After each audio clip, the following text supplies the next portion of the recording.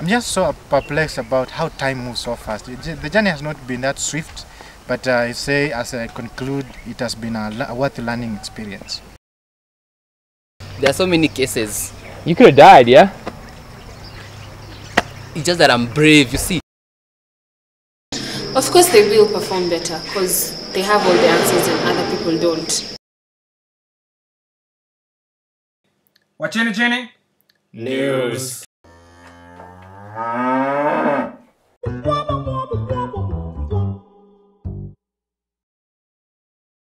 This is yet another end of a very fruitful semester in Daystar University. Most of the students clear the exam as they prepare to take a break for the long holidays. But here is we find another lot of students who are here to clear for good. We find Sosnes Olindo as he tries to go up and down to clear for good in Daystar. Bwana Sosnes, how has it been being in Daystar for the last 4 years? I'm just so perplexed about how time moves so fast. The journey has not been that swift, but I say, as I conclude, it has been a worth learning experience. The journey being that tough and somehow challenging for you as a student in Daystar. So how is the administration treating you now that you are about to exit the student system and being a professional?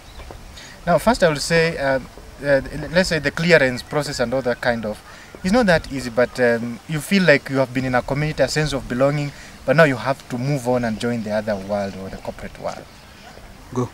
Although the process is kind of cumbersome because some of the officers for clearance are not in, and you have to clear in order. The second person cannot clear if the first person has not cleared. Being in a Christian university that equips students with excellent servant leadership, so what skills have you gained that you will take to the corporate world out there that will make you very unique and very competent in terms of employment? And how are you going to relate with people there, having known your friends here in Daystar for the last 4 years and going outside there, you know no one? How will you take up the challenge? I'll say the transition is not that difficult for me since I've worked at involvement. I'll say it's kind of an extension of what I've been doing. Being at involvement, being at Shine, I've been networking with the people. I've sent my CVs. The other day I was at an interview level place in town. So I'll say, as much as I'm stepping outside the world, I have confidence. I've had my practicum, which was a kind of sharpening me and giving me tips from the theory to the practicals. So that as I'm stepping outside there, I have the basis of which I can begin working and I can begin doing my stuff of what I'm being prepared. Doing a major in communication, that's electronic media and public relations. If you leave this place without something, a skill or something that will put you a notch higher in the market, I think that's where the problem is. But for me, I feel I have confidence in what I've been prepared in. I've been practicing what I've been being taught in class. So that one is a credit with being in Daystar. Well, that is it for you as you clear out of Daystar University, equipped with excellent servant leadership. For Wachinichini TV, I'm Lina Ciele.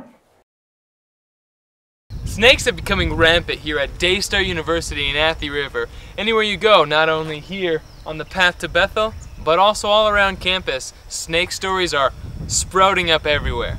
So if you're walking, you better watch your step. But let's go interview some people and see what they have to say about the snakes here at Daystar University. So it's so real, so shocking. I mean, I also almost stepped on a snake when I was just entering a class at lecture room. I mean, I just stepped on it at the tail. It turned almost biting me, then I jumped and took off. You see, I mean, I don't understand about these snakes, but there are so many. In fact, I just don't know what to say about them, but everywhere, every place, everyone is just claiming, snakes. I don't know how the administration is going to work about it. Is the population, would you say, growing? Yeah, because it started with just a few snakes. It was just one, and then the cases were just rising until now. There are so many cases. You could have died, yeah? It's just that I'm brave, you see. I've heard that there are snakes, especially in the snake park area. That's from Dupa and Patience to the library, that path. So each and every morning when I'm walking in that path, I usually visualize myself looking at a snake, so that makes me walk faster. Oh, snakes. I was actually saved by a cat. These cats that people want to kill like every day. They stone them, they kick them away. So this day I was having my lunch at the cafeteria and just checking down, there's a cat like playing around. Little did I know that it was playing around with a snake that almost bit me. So technically, it's the cat that saved me. I think I've come to realize that in this path from the up school to Bethel, there are a lot of snakes. And I think there need to be something that should be done concerning these snakes because I think even most of them, they are very poisonous. This is the path on the way to Bethel, where most of the activity of the snakes happen. Especially at night. So if you don't watch your step.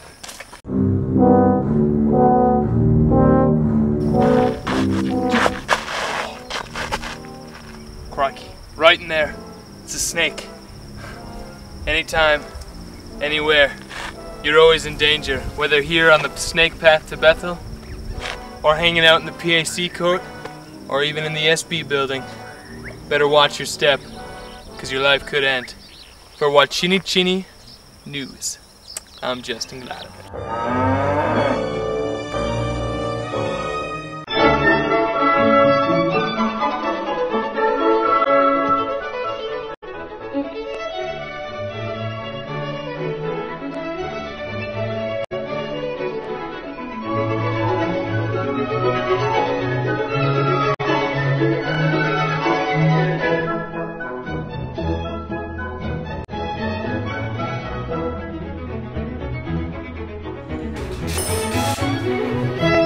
Shock energy, bring out the best.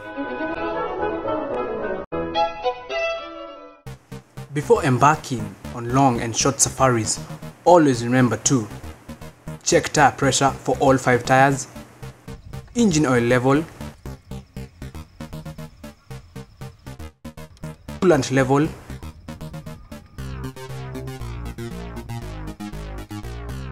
headlights and dim lights. This message is brought to you courtesy of the Kenya National Highways Authority, committed to safer roads in Kenya.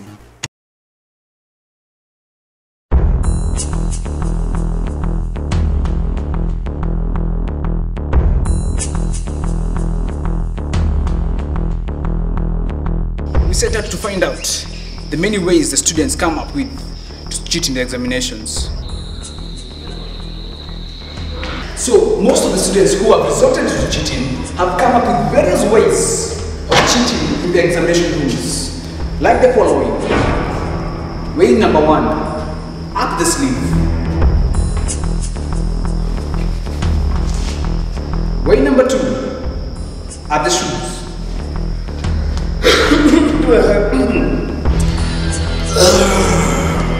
Under the desk.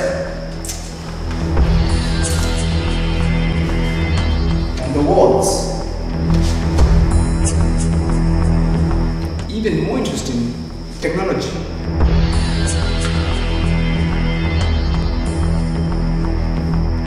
And for all time's sakes, looking at your neighbor's paper.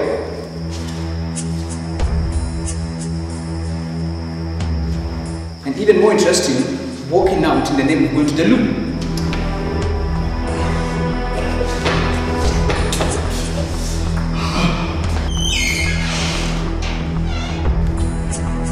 So with all this, what are the lecturers doing? Just sitting back and giving exams and leave the exam room? Have you witnessed any cases of people cheating examinations? You as a student? Yes, I have in exam rooms. Like there are no cameras, so like guys who cheat, guys have very many different techniques of cheating. Like the more you get strict, the more techniques they get, because people have been cheating since primary school. And do you think lecturers are doing anything about this? I wouldn't say they are, because if they were really serious about it, there'd be cameras in exam rooms. I think it is very rampant, yeah. And I think most of the students go to exams and are not fully prepared to do the exams. So they are tempted to cheat, and quite a number are cheating, and there are many ways, in various ways, where which students you normally cheat. Have you reported anyone? Of course I can't report anyone, because yeah, then they'll ask for proof and maybe I don't have it. And just kind of minding my own business, because then that's your loss.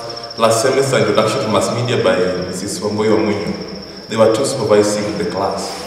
Two lecturers supervising? Yeah, yes. And it was very thorough and no one cheated. Do you think those who cheat exams perform better than those who do not cheat? Of course they will perform better because they have all the answers and other people don't. And they end up in the dean's list like 3 times in a row. So it's very unfair. There was one student who came into the exam room and he seemed out of sorts. I think he was drunk. And his friends, he basically just passed out around his paper and everyone filled in one part of the question or one of the answers for him. And what did the lecturer do about it? The lecturer wasn't in at the time. Was out of the class? Yes. My take would be that we put more invigilators in an examination room and, you know, strict invigilators. One may be in the front, the other one at the back, so that if someone is able to cheat the one in the front, someone at the back will catch. That's the best way you can manually curb examination cheating. And do you think that these students who are cheating in examinations, once they get into the job market, do you think that they are playing a role in bringing down the country? Yeah, it simply means they are not honest. It simply means they want to get education in a cheaper way, and there is no shortcut to education. I'm Elvis Town, reported for Wachinichini News. Wachinichini News.